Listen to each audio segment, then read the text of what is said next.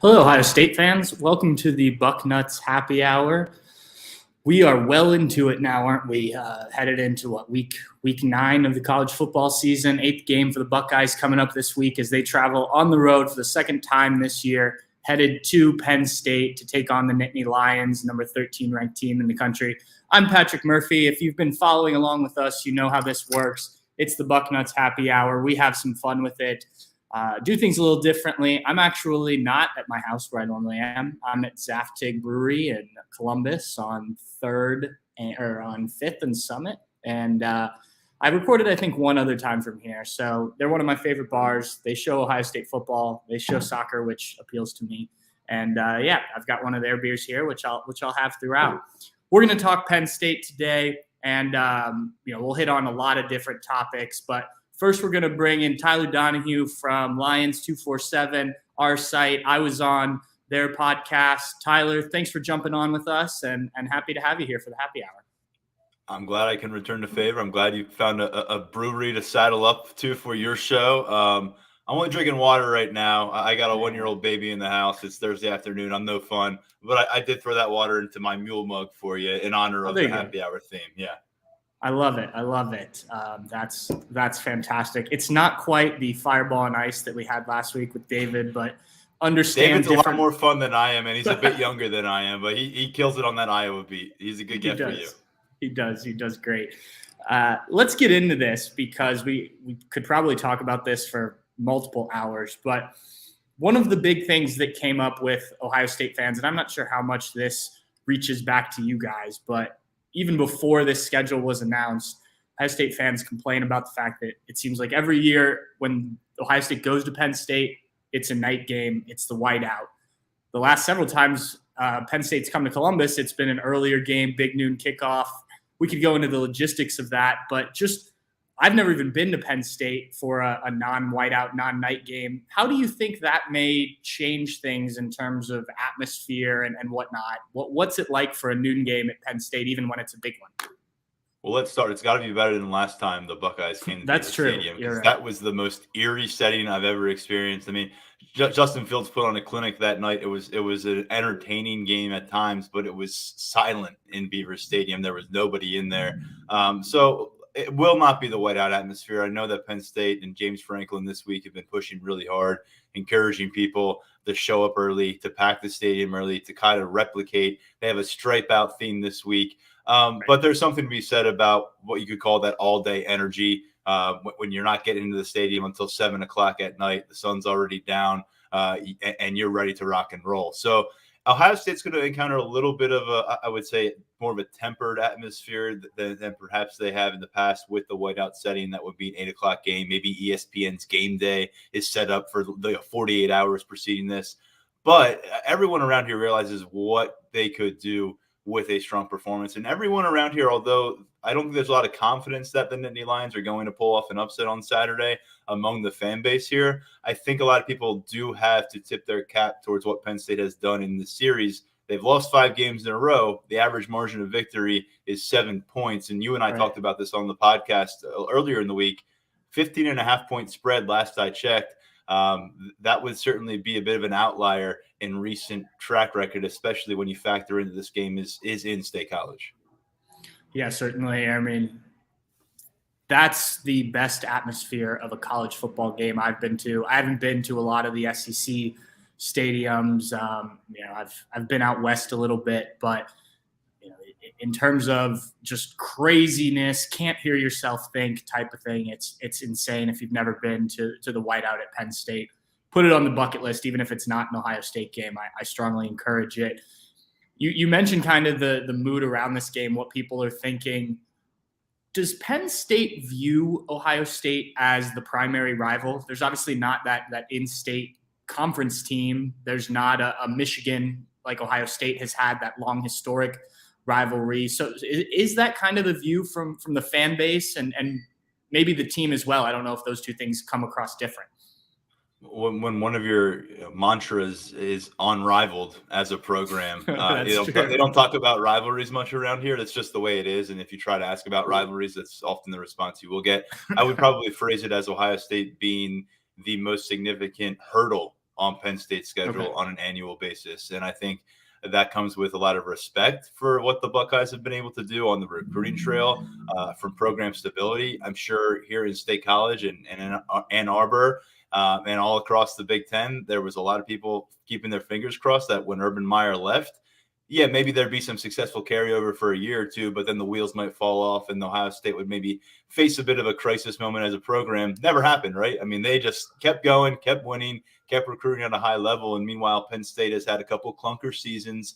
2020, chalk it up to the pandemic as part of it, but 4-5 after an 0-5 finish. Last year, after a 5-0 finish, they finished 7-6. And here they are, again, starting 5-0, and they come out of a bye week, and people have one foot on the bandwagon because they want to see how it goes in a 3-week span that has Michigan and Ohio State on the schedule.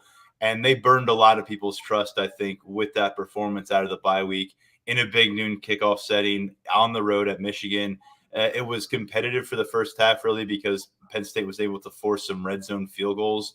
Penn State, though, offensively had 1 first down versus 2 total touchdowns over the course of that first half. They had a pick 6 on defense.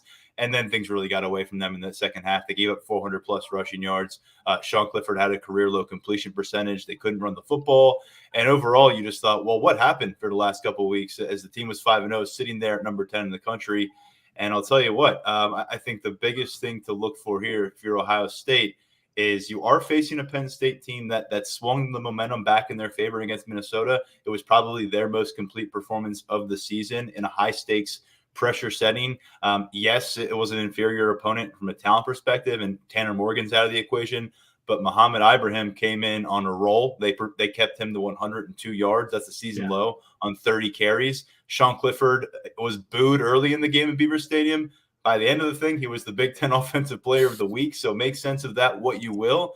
And so Ohio State, I think the best thing for them would be to impose their will either via a key strong defensive stand early or a long drive that kind of showcases what they can do offensively. Otherwise, I think if you let Penn State gain some of that traction, make sure that get the crowd to start buying into the possibility, because right now people are just a little shaky because of what happened at Michigan, 12 days ago at this point. If you have any questions for Tyler and you're watching this live about Penn State, about the program, anything about really anything Penn State, feel free to throw them in the chat. We'll have Tyler answer those while he's with us. You mentioned the Ryan Day successor to Urban Meyer, and even, Urban Meyer wasn't the direct successor to Jim Tressel. There was that 1 year gap with Luke Fickell, but how's that kind of viewed? I've asked this to people in different beats before, but Ohio State has probably been as steady as a team as there is, at the top level across the country. Obviously, Alabama has this dynasty that's untouchable right now. But from a Penn State perspective, I imagine it's just frustrating that Ohio State has gone successful coach now 3 in a row, basically. Well, you certainly can't be thrilled when the team you're trying to get past keeps getting it right. And this is a program here at Penn State that before I covered the team, they had the same leader in place for their football program forever. And then they had a coach come for a couple of years and then bolt to the NFL. And I think when James Franklin showed up in 2014, no one necessarily said, well, this is a long-term piece. You kind of view James Franklin as an ascending figure who saw a bit of a messy situation at Penn State, but a really significant stepping stone for him. But he is a Pennsylvania guy. Ultimately, he won a Big Ten championship, kind of very in surprising fashion in year 3. And he's been able to put together some 11-win seasons while also dealing with some down seasons of late. And he's got a big long-term contract now. He's in year 9, if you can believe it. So I think there's probably a better question to be asked for other Big Ten beat writers and programs where they are just constantly dealing with the coaching carousel. Nebraska always seems to be looking for the next best thing. You can go down the list now. Wisconsin's in that mix, but it looked like Penn State may be headed for a moment last year when Southern Cal was certainly interested in James Franklin, and Penn State was playing very well through the first 5-6 weeks of the season. But by the end of the thing, it was a long-term pact. And so I think while James Franklin is viewing Ohio State as a measuring stick in some ways, they've had stability here too. And that's kind of the frustrating part, because people see the stability. They see the same voice at the front of the pack for Penn State. But going back to that great to elite speech after the 2018 game when Ohio State came in here and won one game, they haven't seen that progress that James Franklin has publicly really pushed for. And, it's got to start, that ownership has to start with him. You mentioned the Michigan game. You mentioned the Minnesota game last week. Kind of juxtaposing those performances, what went right, what went wrong, and maybe what did Penn State do in between? Or was it just a difference in opponent? And, obviously both teams, Michigan was able to run well. Minnesota wanted to run, wasn't able to. So what was the success versus failure differences between those two games? Yeah, I mean, I know they both finished September unbeaten, but let's not confuse Michigan with Minnesota here in 2022. Let's start there. But this was a Minnesota team that had been able to assert itself in the trenches. They were a very efficient team among national leaders on third down rate on both sides of the football, and Penn State dominated on both sides of the football. Minnesota was controlling the football in a lot of their games, even some of their losses, and Penn State was really able to get a stalemate in time of possession after a week in which they had about 18 minutes of possession at Michigan. I think the easy answer is Penn State just didn't show up in the way they needed to at Michigan. And PJ Mustipher is a two-time team captain here, called it embarrassing. He said that a few times after the matchup at Michigan. I think they sat on it for about 48 hours, maybe 24 hours after that loss, realized they've got to hit the reset button. The fairy tale 5-0 start is in the past. And now here they are with the reality of having to bounce back against Minnesota. And we all wondered, well, is the leadership good enough? Is James Franklin going to rally the troops? Or is it going to linger? Are they going to find a way to lose at home against Minnesota and set the stage for a 3-game losing streak capped off against Ohio State? And then you're starting to think, well, what would that do? Because that happened last year, 5-0. The 5-3 with a loss to Ohio State. What does that do for James Franklin? What does that do for the confidence in your recruiting class and all those sorts of questions? So they were able to really right the ship. And I get the sense that, although I do believe that Ohio State will come in and win on Saturday, I don't think Ohio State's going to boat race them. I think that happened to them already. I think they have kind of internally had to deal with that mentally, and it was a physical beatdown as well. But this is a pretty healthy Penn State team, and overall, I think they're in a good place from a momentum standpoint. So there's really no excuse for them to come out and not start with some adrenaline, not start with some energy. And I'll be curious, because Ohio State has so much firepower. Can they land those counter punches? Because I know Ohio State's going to get their blows in. Absolutely. The one of the more intriguing players, I think, in the Big Ten is Sean Clifford, just because he's obviously been a winner. He has some ridiculous games, but there's also those head scratching moments. It sort of reminds me back to when JT Barrett was here and his senior year, and Dwayne Haskins gets a chance to play. Obviously, Drew Aller hasn't played.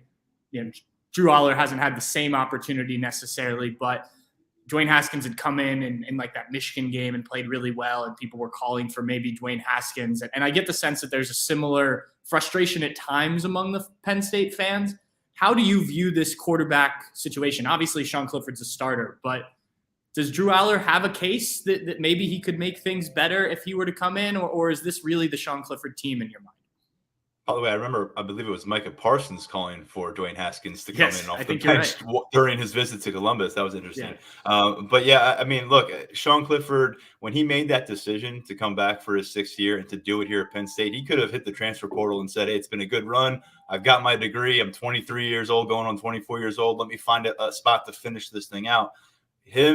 James Franklin, offensive coordinator, Mike Yurcich, it was a decision they all kind of came to, that he was going to stick around. He announced that in December. At that point, Drew Aller had been on board for 8-9 months as a commit. Right. And so there was no surprises there. Sean Clifford knew that come the second week of January, this 6'5", 230-pound freshman with all the accolades was going to be showing up on his doorstep and ready to compete. And as things went, and Drew Aller went from maybe being the 4th guy on the depth chart to being definitively the number 2 guy on the depth chart by the time they got out of August, that pressure intensified, I think, at least externally. Let's face it, though, inside that building, I think everybody really respects what Drew Aller can do. And I think there's probably, in some ways, some guys who would like to see Drew Aller get a longer look and maybe see what he could do to elevate this offense and maybe stretch the field a little bit more.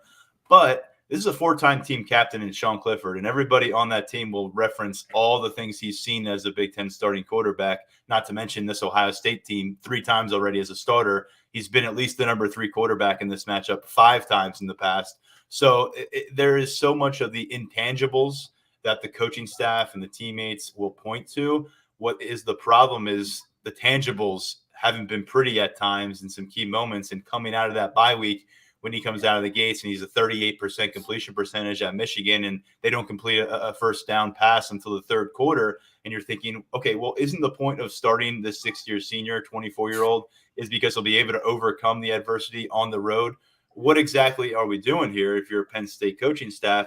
But hey, they were proven right last week because they stuck with Sean Clifford. After the first 3 series, Penn State went 3-and-out punt, 3-and-out punt, interception. It was not a good interception. And the Beaver Stadium crowd each series was booing more and more and more. And we wondered, is this the end? It's start number 40 for Sean Clifford. Is this the end? Instead, they stuck with him. He has 4 touchdowns. He completes, I think, 74% of his passes.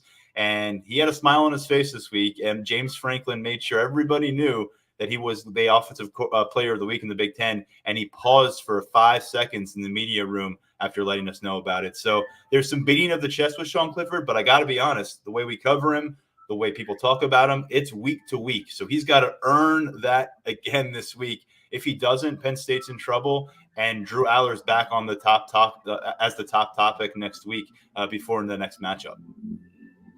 Again, we're talking to Tyler Donahue of our Lions 247 website. They do a great job over there. Check out their work. If you have questions for me, for Tyler, throw them in the chat if you're watching this live. We'll try to get to as many of those as we can. Tyler, real quick, you mentioned Micah Parsons' recruiting visit to Ohio State. I actually got Ohio State in a little bit of trouble there, non-intentionally, because I took a picture of him on the game day set, and he was not supposed to be on the game day set, and tweeted it out.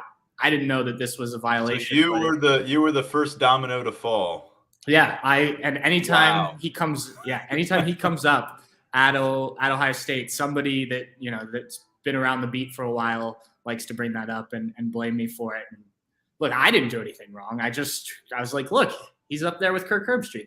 That's a big time recruit Ohio State's after. And we'll be talking about Micah for a long time around here and on this beat. So I'll just add that to my list of stories about him. Yeah, I could if I really dug for it, I could probably send you the tweet, but it'd take me some while to go find it. Anyway, but just a little side story there. When you look at this game, from a matchup standpoint, and I want you to talk Penn State specifically. Let's start on the offense. Where does Penn State have to win offensively in your mind to have a chance to win this game? I think they have to win on the perimeter. I mean, the easy answer is in the trenches, but it's really been a bit of a different dynamic playing out for this Penn State offense over the course of this year. The offensive line hasn't really been the hindrance. They haven't necessarily been the battering ram in some games, but even at Michigan, it's not like they were getting buried in the backfield repeatedly.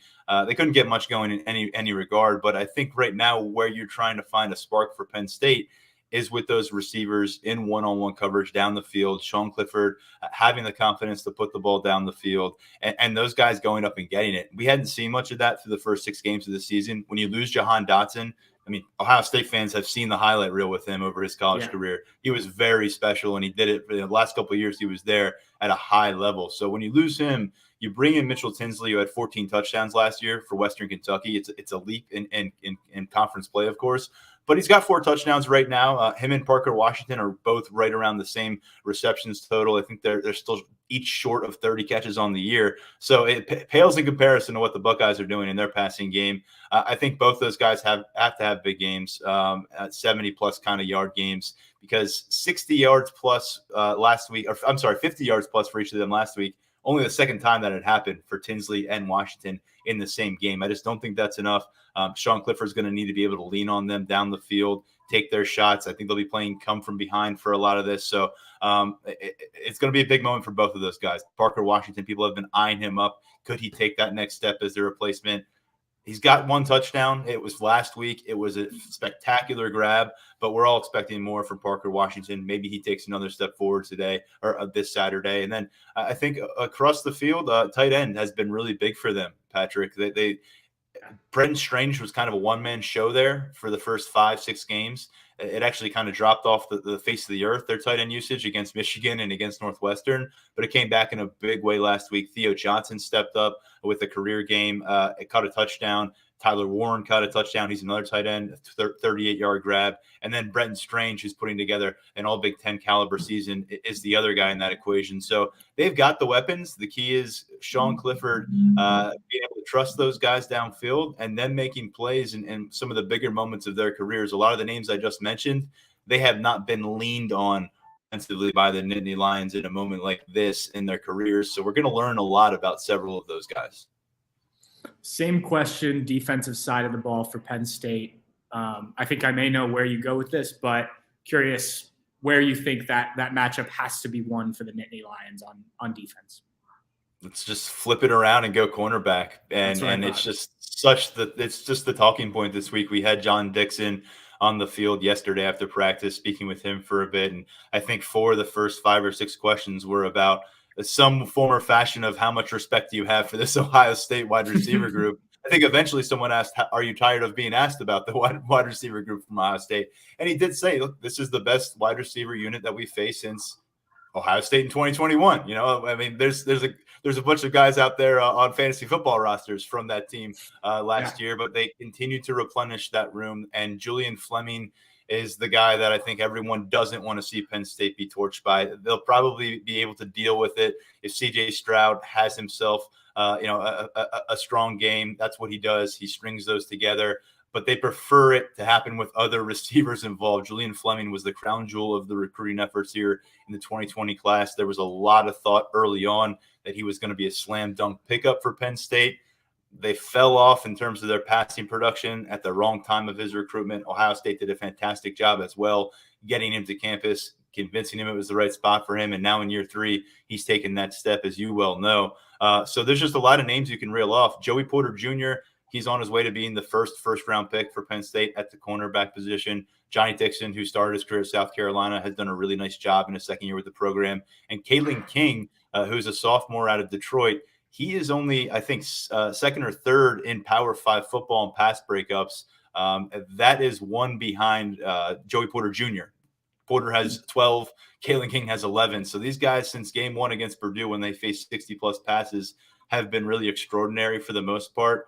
But I think they're going to probably earn their accolades this week, and they're going to earn some NFL paydays down the road if they can get it done against Ohio State. You mentioned Julian Fleming, and that was actually – I had noted to ask you about him earlier, so I want to go back to that. And you also touched on James Franklin's comments on the elite, conversation.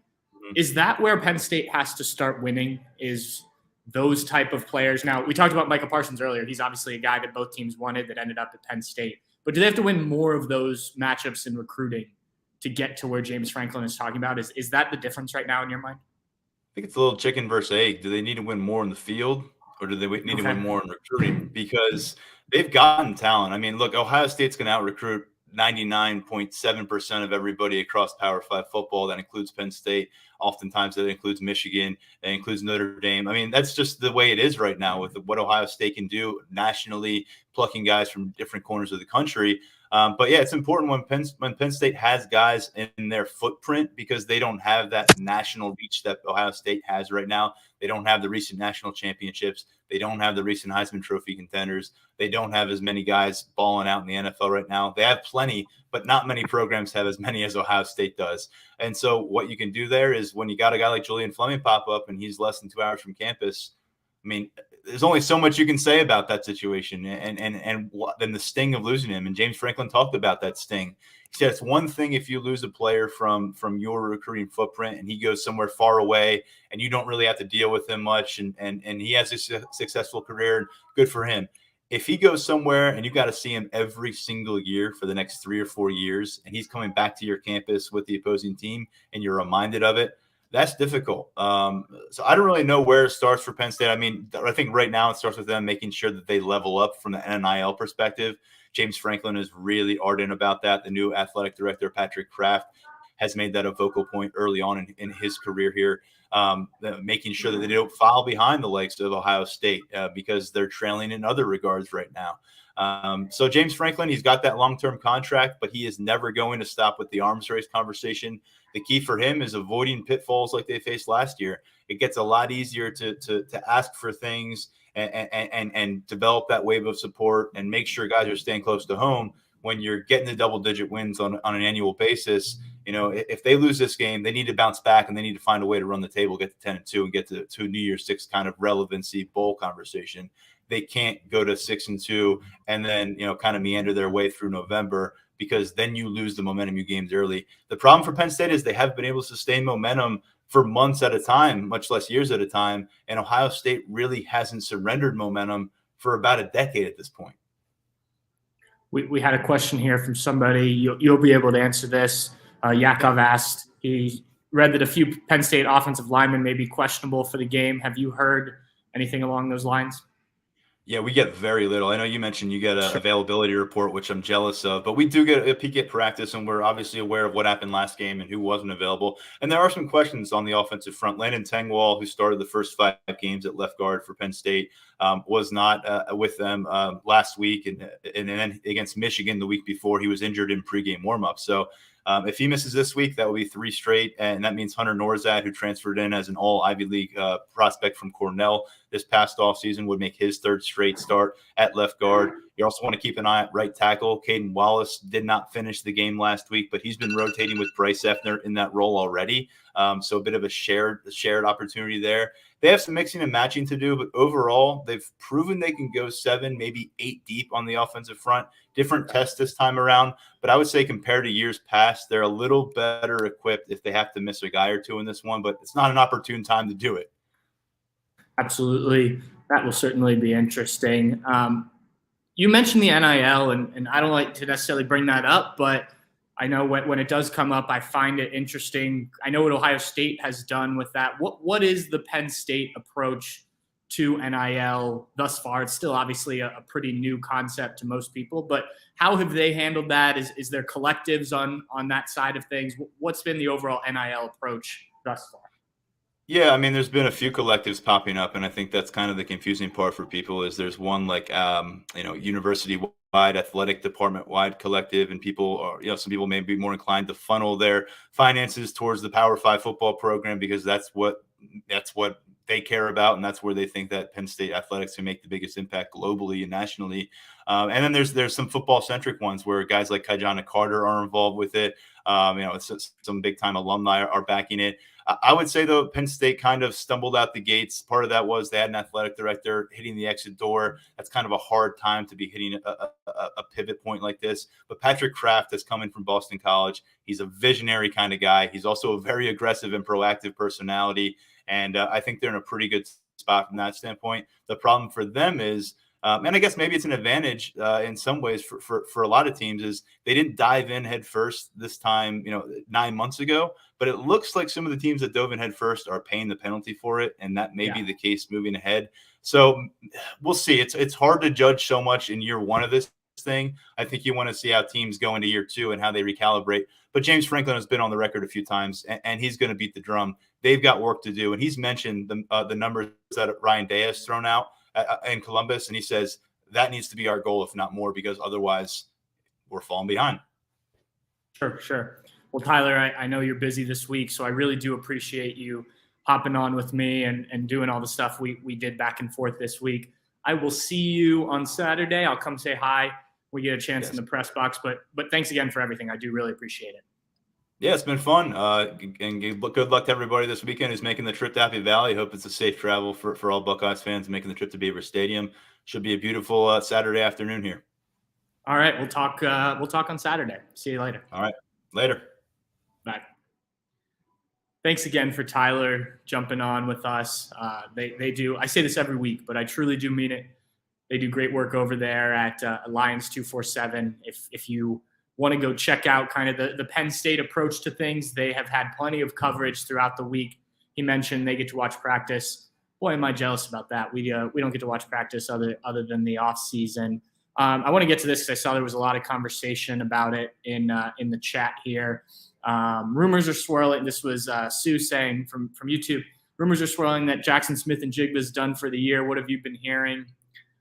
I haven't heard. I like to be honest with you guys when I can about this stuff, and you all know how the injury approach that Ohio State takes, and that's one where they don't really get into it. I have not heard that. Here is my perspective on it from what has been put out there publicly on Jackson's injury. Ryan Day, after last week's game, I'm sure you guys all know this, said that he was on that pitch count, that they wanted about 20 snaps for Jackson on his first game back after missing all that time with the hamstring injury. He played 22 snaps.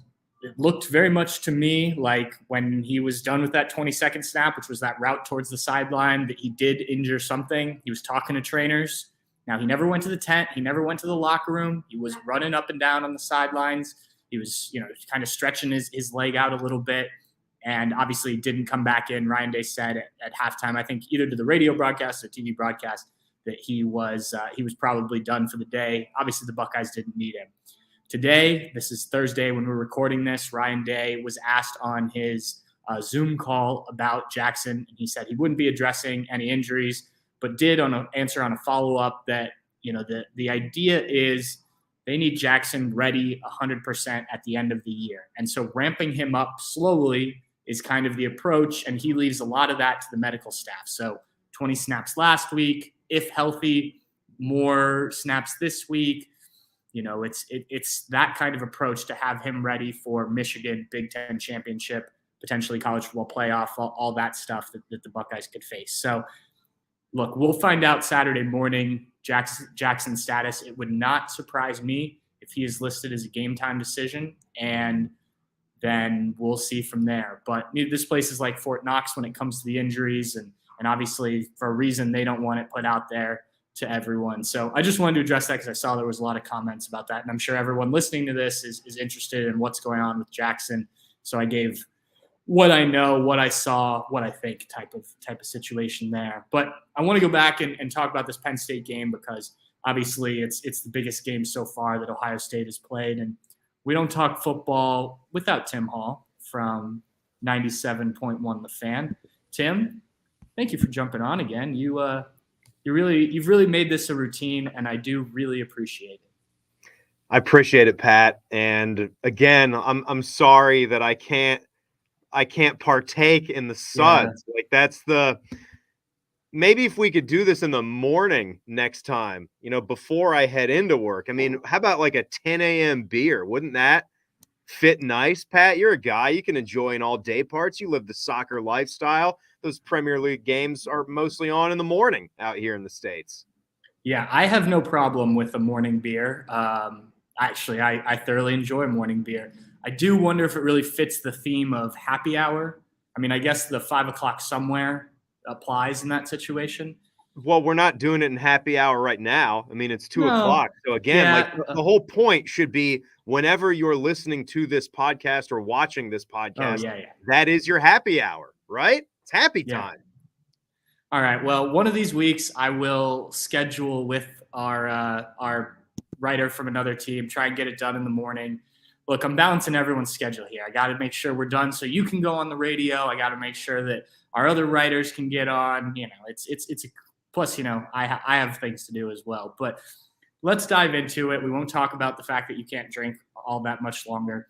Penn State, obviously, I said it just a minute ago. I think this is the biggest game of the year for the Buckeyes. And for those that are watching live, if there's something about this game that has got you real nervous, is standing out to you, feel free to throw it in the comment section and we'll try and address it. But Tim, when you look at matchups for this game, the one that stands out to me on either side of the ball is wide receiver versus cornerbacks. How do you kind of see what that situation breaking down? Obviously, there's talent on both sides for those, or is there a bigger matchup in your mind between these two teams? Well, I know. I know the guy that everyone's talking about. And by the way, I should take the hat off that I always wear, even though these hats are like a part of me. Those are Puma golf hats. Remember, that's my stuff. Even though the hair's messed up, that's not Penn State, so there's no confusion here. So Joey Porter Jr., that's the guy that you're thinking about, and son of a legend. I heard CJ Stroud give some comments on that, just sort of as Marvin Harrison is the son of a legend, and so is Joey Porter as well. But this that is not for those reasons only. It is cool in that you see two sons of Hall of Fame players and Hall of Fame level players doing this much so early in their college football careers. But I think the secondary in general, not just leaving it at Joey Porter Jr., is one of the strengths of Penn State's football team. I actually heard James Franklin say that in scanning some of his midweek press conference, where if you were to look at their three levels of their defense, most Penn State fans would probably say the secondary is their strongest suit. So it's not just Joey. It is going to be a little bit more of a challenging game for Emeka Egbuka, Marvin Harrison Jr., Cade Stover getting open as well. All of that. So I think if you were looking at Ohio State's defense, you probably wouldn't say the secondary. You might rank that as third of the three levels behind the, defensive line, linebackers, and secondary. But that is a matchup. And, I do think, let's talk about one of our linebackers. Let's talk about Tommy Eichenberg. And when you are going to be tasked with putting a hat on one of the better looking freshman players out there in the Big Ten in Nicholas Singleton, I'm looking at that one, Pat, because Tommy's just been making so much hay this season, and he's just always in the right spot. He's always in the right position, and he's usually where the play ends every single play. So making sure you are in your fits, your gap scheme is good. I think that's going to be a big one too, to stop that run for Penn State and make Sean Clifford have to beat you with his arm, which, he can do, but he certainly hasn't been the most consistent guy in Big Ten football at putting those big games, stacking big games together, call it that.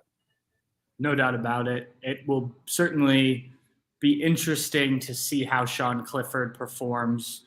I think he's a guy, we were just talking about it with Tyler, kind of the situation at quarterback there. It almost reminds me of when Dwayne Haskins had his performances before he became the starter, when JT Barrett was still here, and a lot of Ohio State fans were calling for JT Barrett. And, obviously Ohio State stuck with JT Barrett. Dwayne Haskins came in and did his thing the next year. We expect the same from Drew Aller down the road. But I am very interested in how Penn State's wide receivers or how Ohio State handles Penn State's wide receivers. Parker Washington is a guy who's slowly started to come on. He was a name that I remember from 2 years ago when they were in or maybe it was last year. I don't remember. I just remember making a big play against Ohio State.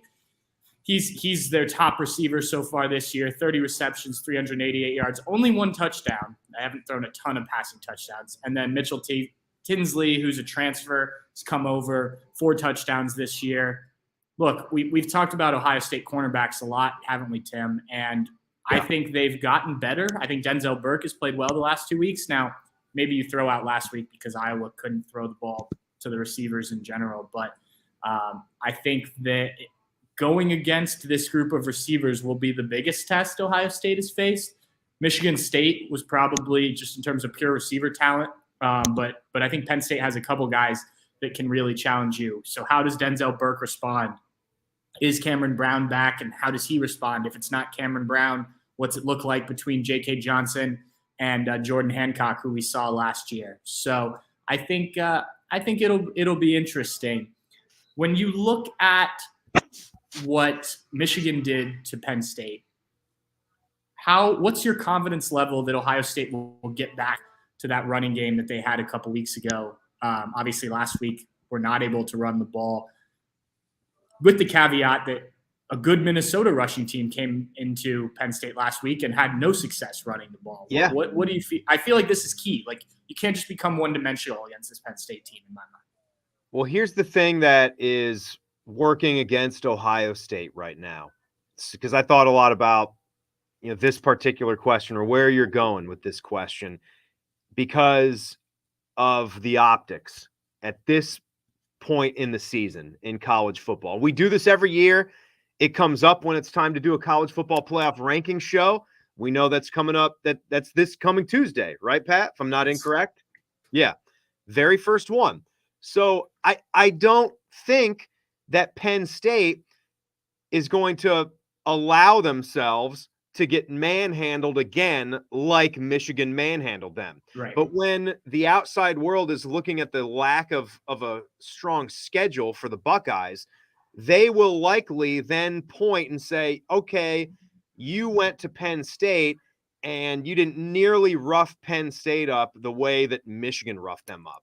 And again, that's not a big deal. That's not how life works. That's not how college football works. You would expect Penn State to have a little bit more pride than that. Like, I mean, I guess we technically didn't see it for the Buckeyes against Utah, but they had the big, huge gap in the season as well. That defense was kind of fractured. Then Cam Rising and company, they kind of rolled up that Ohio State defense again in that last game of the season. But maybe that's not the right example. We've seen, say the 2015 Ohio State Buckeyes, where that season got pushed to the brink. And then you saw an incredible response the rest of the way from a really good football team, right? They were not going to let another performance like Michigan State happen. They took it out on Michigan. They destroyed them, and then they destroyed Notre Dame in the bowl game when it was all said and done. So I do think that's working against. There was a time maybe where after that game, after Penn State's ugly loss to Michigan, in the way Ohio State was humming along, you thought maybe a 21-point spread was possible going to Happy Valley on the road. I mean, come on. Like, I know what our record is against Penn State in the last 10 years, but that's still, you got to respect this game a little bit, don't you? I mean, I certainly can see this one being a 10-point game starting the fourth quarter, and Ohio State has to earn this one. And I guess to answer the question, I don't know if Ohio State is going to be able to run it on. They're not. I'm just going to say they're not going to run the football on Penn State the way Michigan ran the football on Penn State. I can't see that happening. I mean, the Buckeyes clearly got to do a little bit better than what they did against Iowa, because that's not good enough. I get the field was short and they were trying to stack the box. Iowa's linebackers are the strength of their team with Benson and Campbell. They're great players. But I don't know about you, Pat. It's going to be somewhere in between. And if Ohio State's going to take heat for that, for not beating Penn State by enough, if that's how it comes down to it, then so be it. You'll just have to roll it along and make sure you just keep winning your games and beat Michigan when that game pops up on the schedule. Yeah, I think that's it to me. I mean, yes, there will obviously be the comparisons, but I think, if you're going to make that comparison, you have to include Michigan played that game at home and Ohio State's going on the road. We don't know what the score is going to be tomorrow, but if it's not as dominant of a performance, I think that caveat is needed to be included. And I think when you look at rankings, it probably will be. I also think it's hard to compare games. Different things happen. Guys are in and out, injury, whatever the case may be. It's better than not being able to compare, but Ohio State will play Michigan. So we don't have to worry about that ultimately. It'll be part of the conversation for a couple weeks for sure. But These two teams will settle it on the field when we assume they'll both be pretty good. The college football playoff rankings, you brought it up. I said it on another show I was on the other day. I really like the first college football playoff rankings. I know some people don't think it matters until the end, because I think it sets this year's committee, and it changes every year, some of the pieces on the committee, but it sets what this year's committee is looking for. And if you're undefeated, you don't have to worry about that. But when it comes down to one-loss teams and things like that, which we'll see, coming up here as teams start to fall off and face each other and whatnot, I think what the committee likes in a team becomes apparent by the way they start to rank them with this first ranking. And we talk to them afterwards, and you can kind of get the vibe from the committee chair what was important. In your mind, I assume you would have Ohio State number one, assuming they come out of this game with a win. How important do you think it is for Ohio State to be number one in this rankings, or does it matter to you at all? No, I mean, for everything that we just talked about, with how you might view a Penn State win if you don't beat them as badly as Michigan did, even though that wouldn't be particularly fair, because despite this game, and I see someone there saying, Bobby's opinion was the whiteout at night. Yeah, you put on the screen there. That's a guy who's been there in the whiteout. 3 points. It's probably true. I mean, it's an electric atmosphere. It is a daunting atmosphere.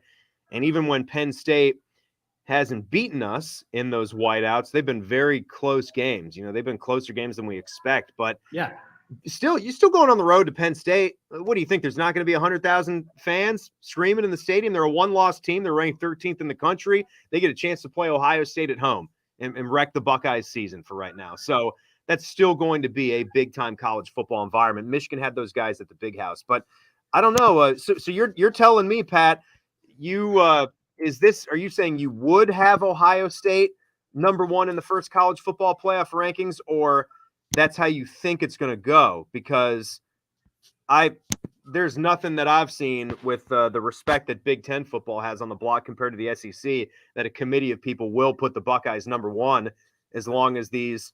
I mean, I could easily see Georgia and Tennessee 1 and 2, and then they put the Buckeyes at 3 in the first one, depending on how this goes.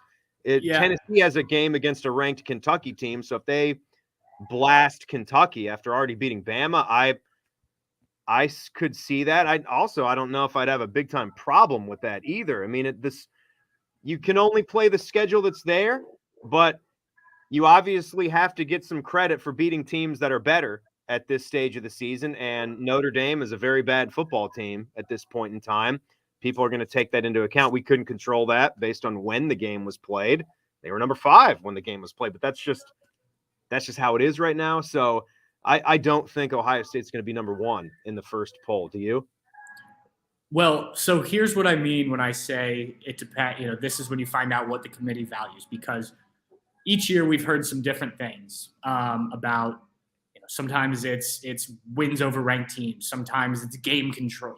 There's various things there's catchphrases like that they'll use throughout the rest of the year. And if you're paying attention, you can grab onto that, and then you can kind of map out, okay, this is what they're looking for. This is what these teams have done. So it's tough to say because it is a different committee this year.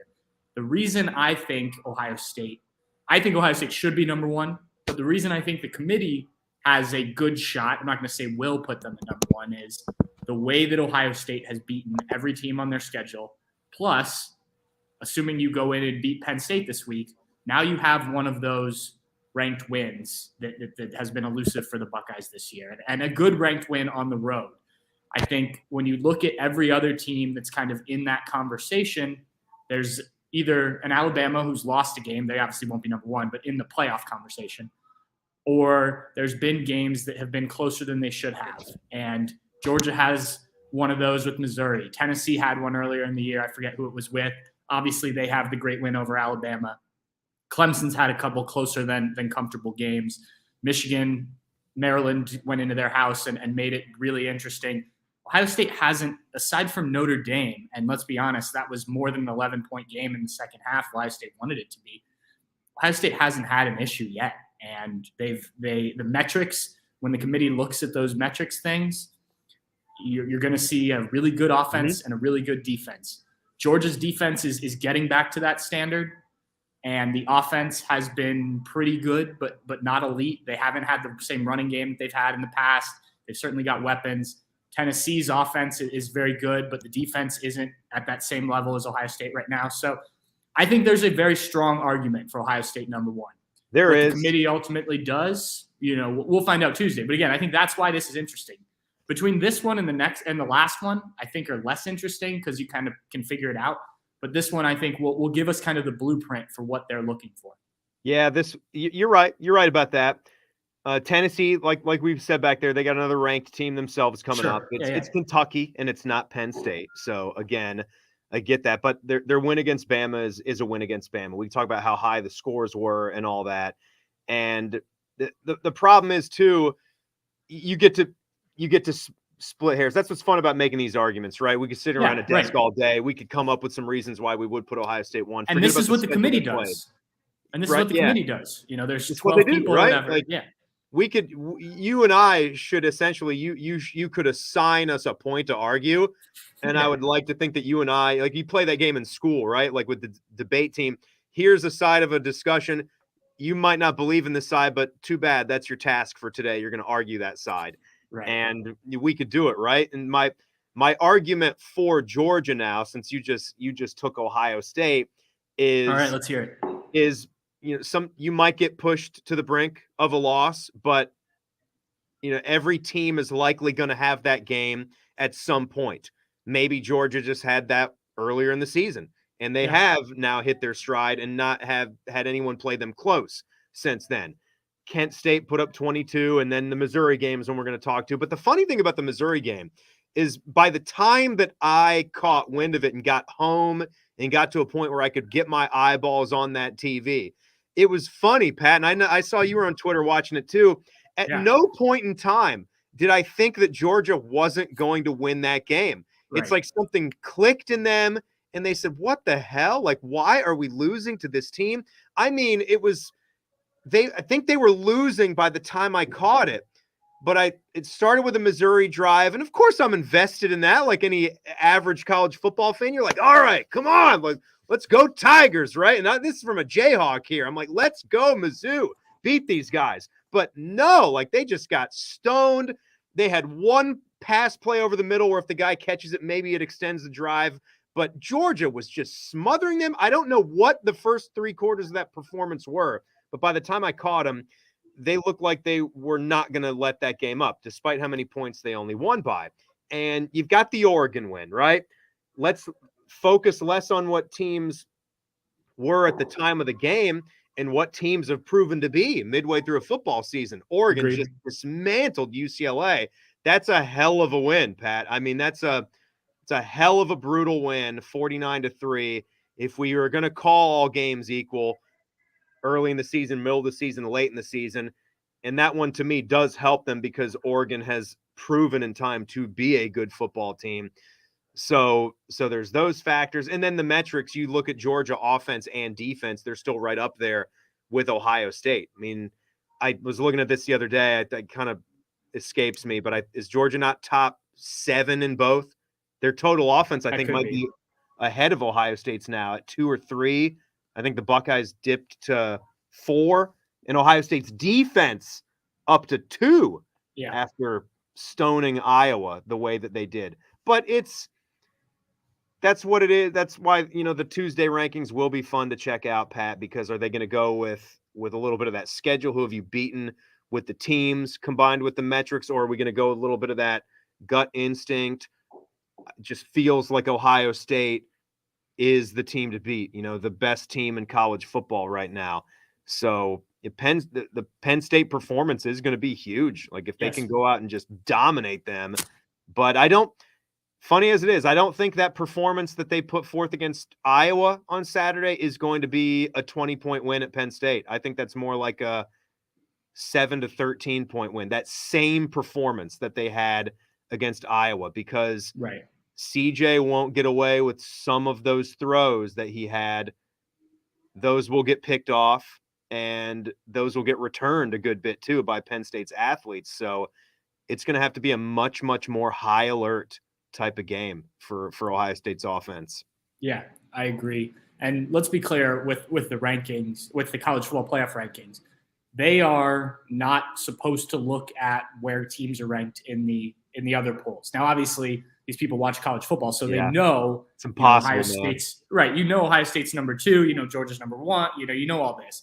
But ideally, they are starting with a blank slate. So, like you mentioned, Oregon, for instance, they are ranking Oregon based on what they've done, and then that impacts Georgia, but not where Oregon is necessarily in the AP poll. I think that's sometimes why we see some teams, pretty different between where they are in this week's AP poll, which will come out Sunday, and then obviously where they are in the college football playoff rankings.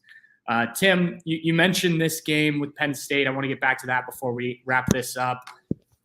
What are maybe a key or two for you that has to happen for Ohio State in order to win this game? And I don't know if you've done a score prediction yet, but just how you feel like it's going to play out up there at Beaver Stadium.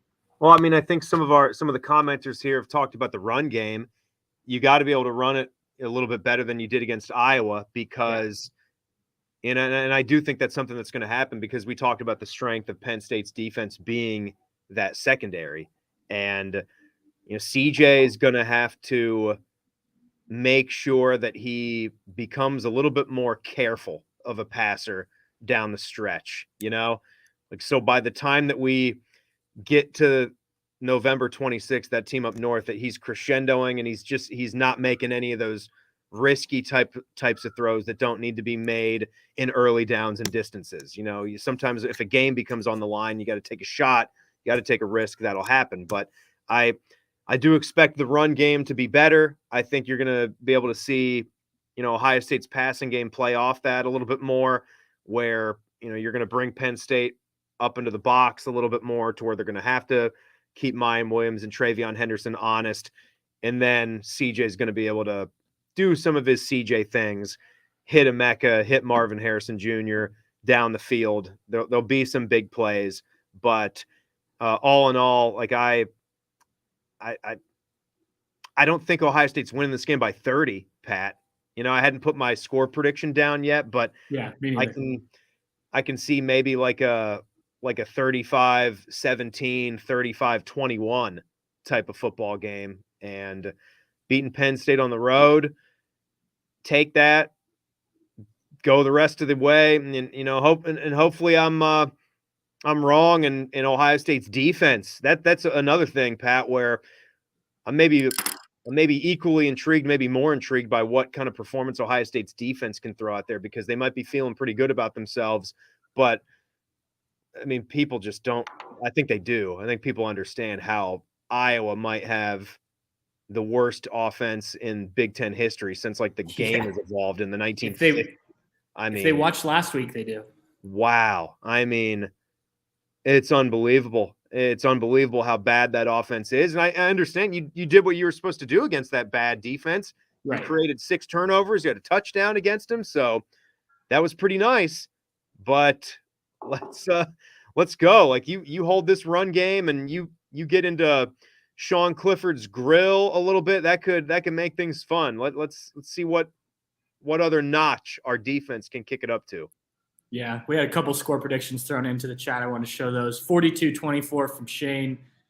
JVM1341 says 45-17. I assume these are both Ohio State winning. And then Steve Buckholz, V38, Kitties 17. I like those nicknames there. And Sue said 38-17, good guys. Tim, you said something about CJ Stroud needing to be better, and I just want to plug something I wrote last night. I went back and looked at CJ. I actually went back and looked at every interception he's thrown and a number of his throws that stood out that weren't very good. And because I think we all know how good CJ is, but I want to see kind of what happens when he doesn't make the throw, doesn't, play as well as we expect him to on some of these passes, because he can make some tremendous throws, and everyone knows that.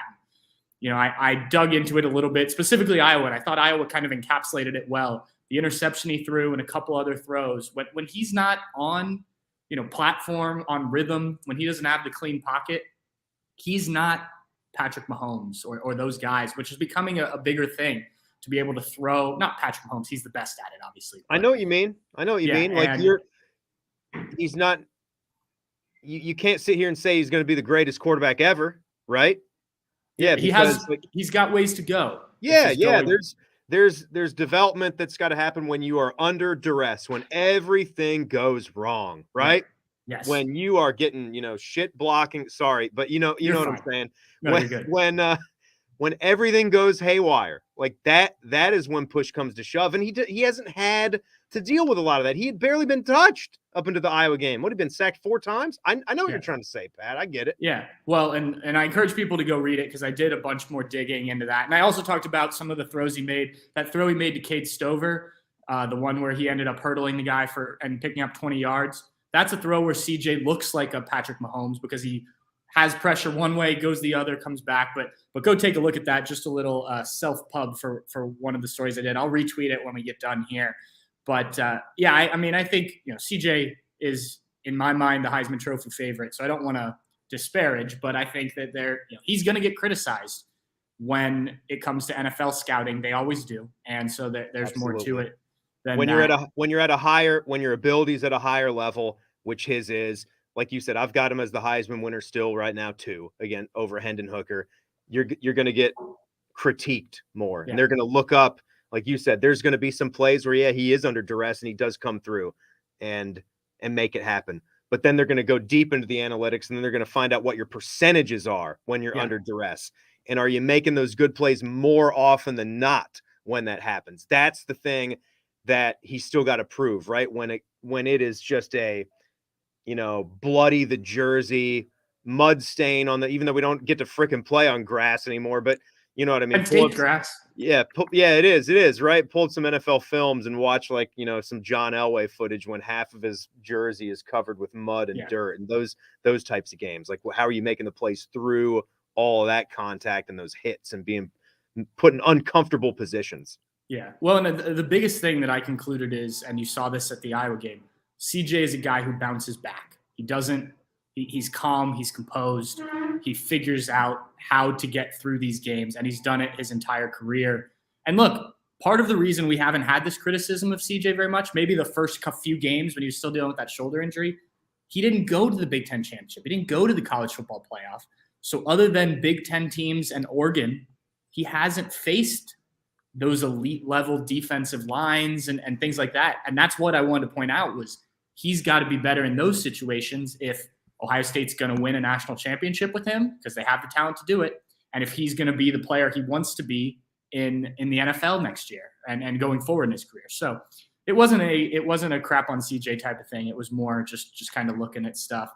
All right, Timmy, we've talked about a number of topics. I think this was a fun half an hour plus on here with you. So thanks again for jumping on. I'll talk to you tomorrow. We'll be on our way to Iowa, I imagine, when we do the show. So unless you're leaving me off this week, you haven't said anything. So you won't be on your way to Iowa. You'll be on the way to Penn State.